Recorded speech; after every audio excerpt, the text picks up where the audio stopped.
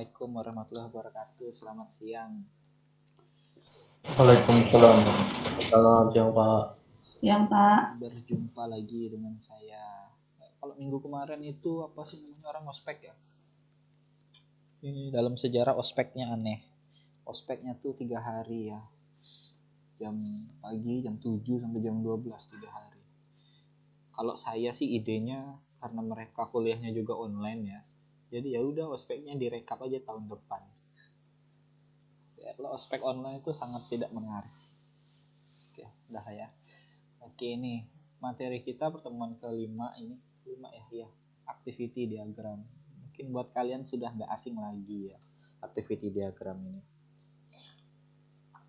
Apalagi kalian sekarang sudah semester 5. Udah makanan hari-hari kalian lah yang kayak gini nih. Saya kacamata. Oke nih.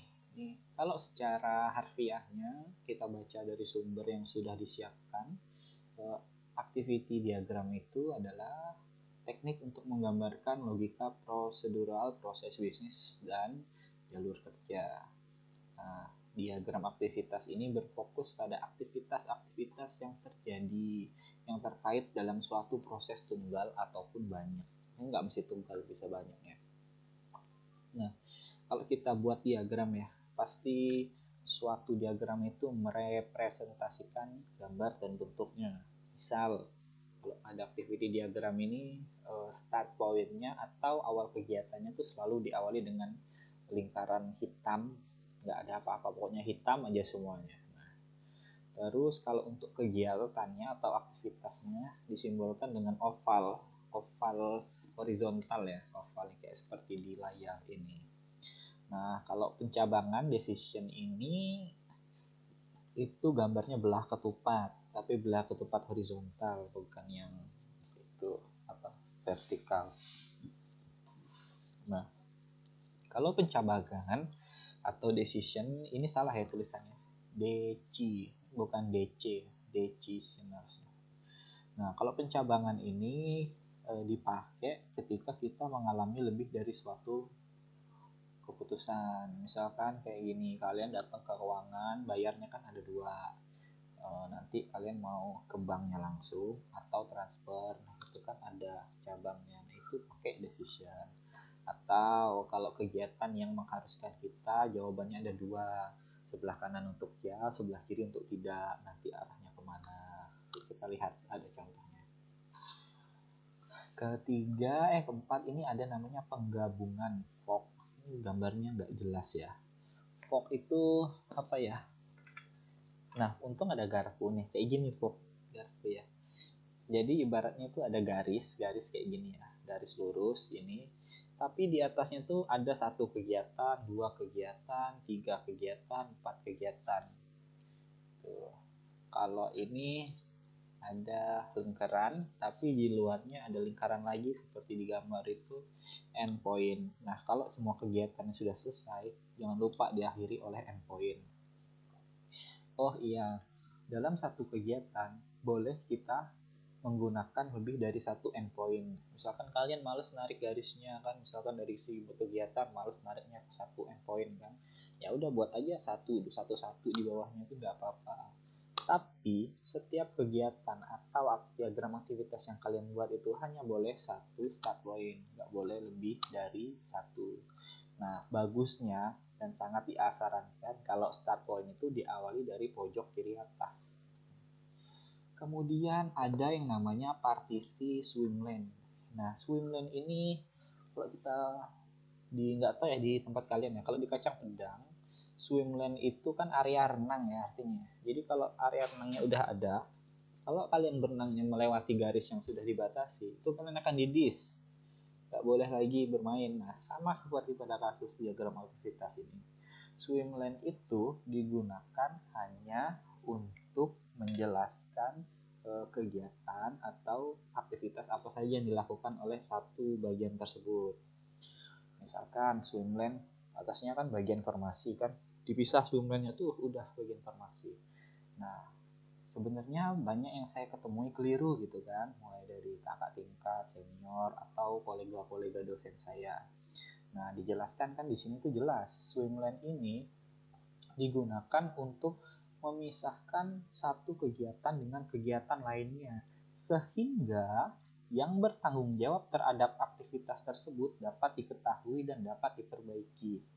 Jadi logikanya kayak gini, misal nih, pernah nggak kalian baca activity diagram kayak gini, misalkan sistem, bagian sistem itu kan, bagian informasi kan, jadinya misalkan, nah pas kayak gini nih, nah misalkan di sini contohnya tuh misalkan di simbol itu bagian informasi ya, ini kotak simbol ini bagian informasi, terus kotak deskripsi ini bagian sistem. Nah jadi kan itu ada yang keliru gitu loh. Jadi mereka menamai swim lane tersebut keliru. Kelirunya di mana? Apakah di bagian formasinya, apa di bagian sistemnya? Kelirunya di bagian sistemnya. Coba deh kayak gini, misalkan ada yang keliru di sistem, siapa yang mau tanggung jawab coba? Dari situ kan artinya sudah tidak pas kalau suatu kegiatan atau suatu bagan yang pertanggungjawabannya tidak bisa dilakukan dimasukkan ke dalam swim lane. Itu keliru. Karena apa? Karena kalau untuk mendeskripsikan atau menjelaskan bagan diagram yang berkaitan dengan sistem, itu ada yang namanya sequence diagram. Kalau activity diagram ini hanya untuk kegiatan operasional, kegiatan aktivitas dari perusahaan. Makanya kan jadi kalau yang saya lihat tuh kadang keliru kan, nanti kan bisa saya tanya, nah ini yang tanggung jawab siapa? Terus bingung kan jawabnya, bagian sistem. Nah kan sedangkan bagian sistem itu siapa? Apakah komputernya selalu tanggung jawab? Kan nggak seperti itu, kurang lebih seperti itu. Nah nggak usah lah ya pas ini nih, ada nih tips menggambar activity diagram. Kenali ruang lingkup dari activity diagram. Nah, awali dengan pengenalan apa yang Anda sedang modelkan. Apakah sebuah use case tunggal, bagian dari sebuah use case, sebuah proses bisnis yang memasukkan beberapa use case, atau sebuah model tunggal dari sebuah kelas. Ini bingung ya.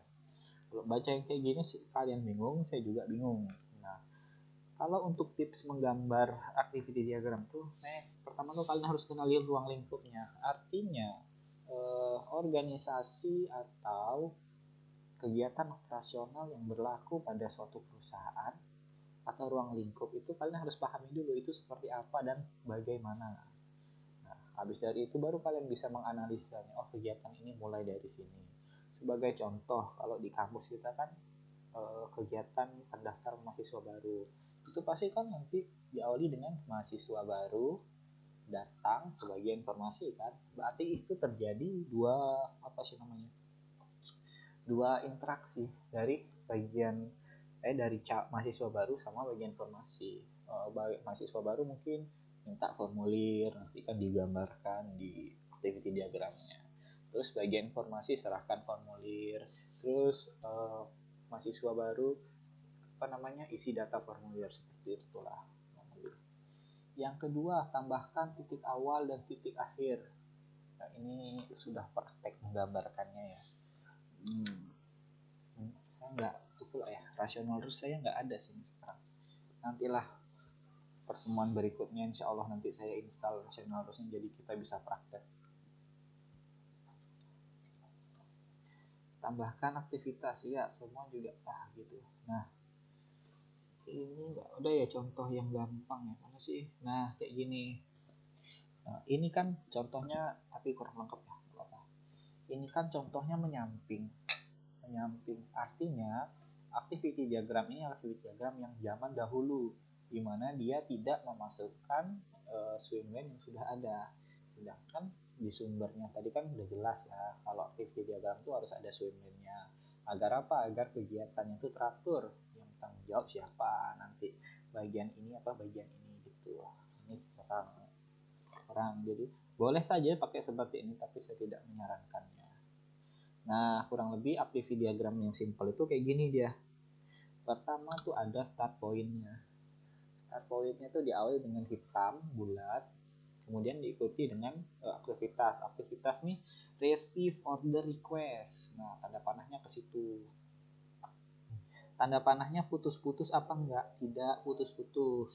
karena nggak ada tunjuk tanda panah putus-putus. Nah, ini juga ada yang keliru juga, ada objeknya, order apa itu kotak, sedangkan activity diagram ini cuma menunjukkan aktivitasnya aja, jadi nggak ada kotak yang menunjukkan proses di sini. Kayak ini kan nggak ada ini. Nah, mana ya, nggak ada contoh bagus.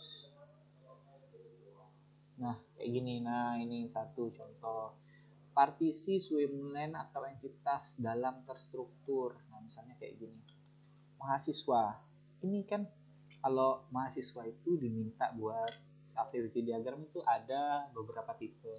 Satu, mahasiswa yang rajin banget, mahasiswa yang to the point, sama mahasiswa yang males. Kalau biasanya mahasiswa yang rajin banget itu mereka mulainya dari mahasiswa datang ke biro akademik kan, kayak gitu. Tapi kalau mahasiswa yang malas dan to the point itu dia langsung kayak gini, mahasiswa kan mengisi form registrasi. Artinya kan dalam dalam hal ini mahasiswa sudah mengisi form registrasi, kemudian diserahkan ke biro akademik, memasukkannya ke komputer. Nah, bacanya di sini itu dari lihat tanda panahnya. Tanda panah keluar itu selalu dibaca dahulu. Berarti kan dari memasukkan form registrasi ke komputer pada biro akademik ini ada dua kondisi. Apakah datanya tabrakan atau tidak? Kalau datanya tabrakan, dibicarakan dengan mahasiswa. Harusnya kan di sini ditambahkan ya, dibicarakan dengan mahasiswa, tandanya tuh ke swimlane mahasiswa. Terus mahasiswa kan apa, revisi atau edit form registrasinya baru serahkan lagi. Tapi kayak gini dia ya, ini bisa tapi kurang tepat. Terus kemudian ada yang tidak juga di sini, ada yang namanya fork. Kenapa dibilang fork? Karena satu kegiatan itu bisa dua aktivitas. Nah, setelah tidak tabrakan datanya, ada dua yang dilakukan oleh biro akademik.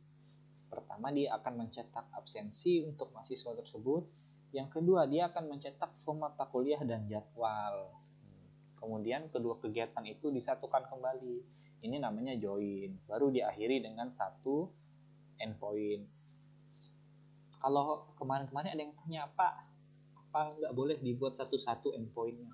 Boleh, misalkan habis dari mencetak absensi langsung endpoint, kemudian mencetak mata kuliah endpoint, jadi endpointnya ada dua, apakah boleh? Boleh saja, nggak ada masalah.